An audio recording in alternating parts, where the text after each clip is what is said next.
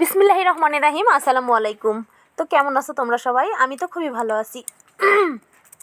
আর দেখো, শীতের সময় ভয়েস দিতে নিয়েও গলা যেমন হয়, খুব বেশি গরমে গলাটা ঠিক একই রকম হয়। তো যাই হোক, সে কথা বাদই দিলাম, ঘরের কাজ শুরু করে দিলাম। আর ঘর যেদিন পরিষ্কার করা যায় আর বিছানার চাদরটাও চেঞ্জ করা যায়, সেদিন কিন্তু মনটা, শরীরটা সব কিছুই খুব ফুরফুরে থাকে, তাই না? আমার কিন্তু আবার সেখানে অন্যরকম লাগে।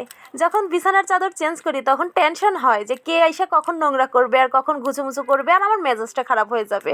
তো এক একজনের এক এক রকম সমস্যা। আমার ফ্রেশও লাগে, আবার সবার চেয়ে একটু ভিন্ন ধর্মী লাগে, আলাদা, যে নোংরা করতে দিব না। আর আমি বিছানার চাদর যেদিন চেঞ্জ করব, বিশ্বাস করো, একটা বারের জন্য মেয়েদের উঠতে দিব না, অন্তত পক্ষে 1-2 ঘন্টা।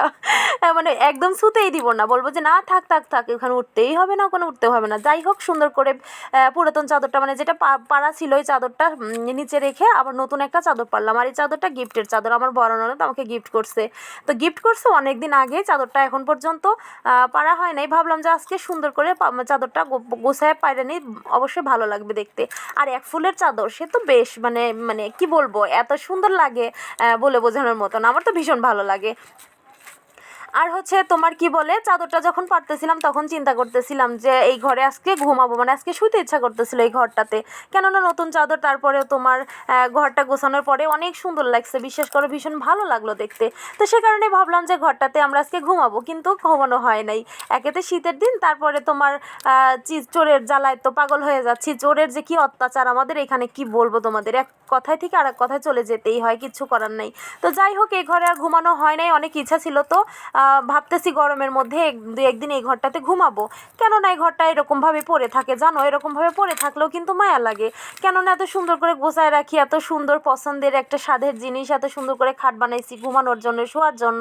তো সেখানে না শুয়ে যদি শুধু শোপিস হিসাবে গুছায় রাখি, তো মরার মৃত্যুর তো কোনো গ্যারান্টি নাই, আজ মরলে কাল হবে 2 দিন।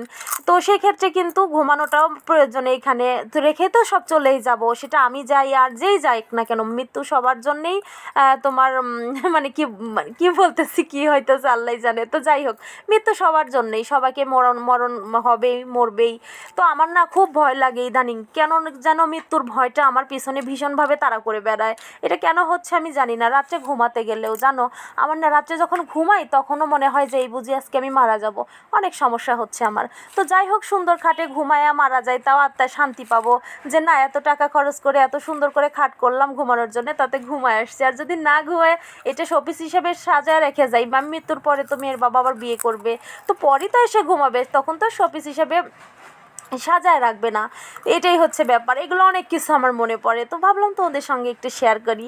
তোমরা আবার অন্য কিছু ভেবো না, এটা তো হবে। আমি যদি আজ মারা যাই, মেয়ের বাবাকে বিয়ে করতেই হবে, সে বিয়ে করবেই, এটা আসলে বেঁধে রাখার কিছু নাই।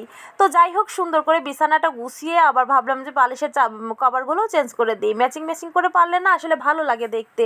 কিন্তু কি জানো, আমার না কোলবালিশের কভার কিনতে হবে। কোলবালিশের কভারগুলো একঘেয়ে হয়ে গেছে, মাত্র 3টা কোলবালিশের কভার। আমার এই কোলবালিশের কভারগুলো কেনা হয় না, কেননা বেডশিটের সঙ্গে যেগুলো দেয় একদমই, সেই বেডশিটগুলো ওইভাবে কেনা হয় না, শুধু বালিশের কভার সহ যেগুলো, ওইগুলোই কিনি। আর হচ্ছে বা কোলবালিশের কভারগুলো কেনা হয় না। আর দেখো, কমফোর্টারটা কিন্তু উঠানো, ওই ঘরে আমার শ্বশুরের ঘরে থাকে।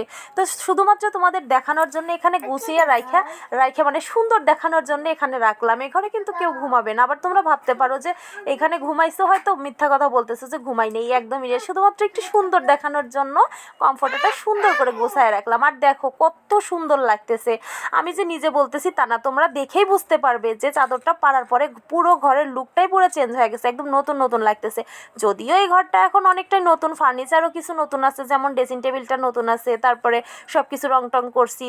আর দেখো, বাইরের পরিবেশটা তোমাদের একটু দেখায় দিলাম। আমার ঘর থেকে তো বাইরের দিকে তাকালে চোখ ফেরানোই যায় না, যেদিকে তাকাবো সেদিকেই সবুজ আর সবুজ, তো ভীষণ ভালো লাগে।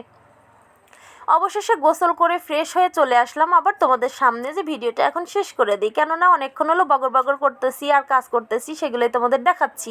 তো ভিডিওটা তো শেষ করতে হবে, এরকমভাবে যদি চলতে থাকে ভিডিও কবে শেষ হবে তার কোনো ঠিক ঠিকানা নাই। আর এখন গোসল